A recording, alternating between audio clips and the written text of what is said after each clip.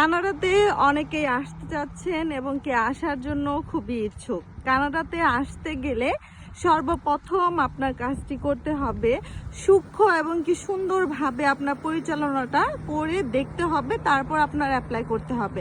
তো সেজন্য আপনার যা যা ডকুমেন্টস আছে, এডুকেশনারি বলেন বা প্রপার্টি বলেন এবং কি ব্যাংক ব্যালেন্স বলেন এবং কি পাসপোর্টের ক্ষেত্রেও বিশেষ করে আজকে একটি কথার বিষয়ে আপনাদেরকে জানাতে চাই যে ভোগান্তিভাবে ভুগে কানাডাতে আসার পর, সেটা হচ্ছে পাসপোর্টের ক্ষেত্রে।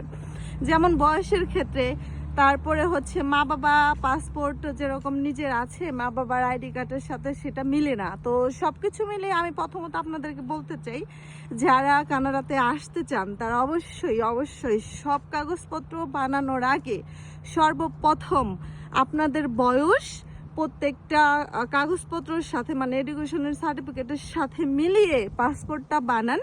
তারপর মা বাবা আর হচ্ছে ভাই বোনের সাথেও মিলিয়ে বানানোর চেষ্টা করবেন। মানে আপনারটা ঠিক থাকলে সবারটা ঠিক করে ফেলেন, তারপরে অন্য কোনো কাগজ বানানোর চেষ্টা করেন। তো এটা আমার প্রথমত। তো অন্য একটা ভিডিওতে আপনাদেরকে আরও জানাবো, গুরুত্বপূর্ণ ইনফরমেশন দেব। তো অন্য একটা ভিডিওতে কথা বলি, বাই।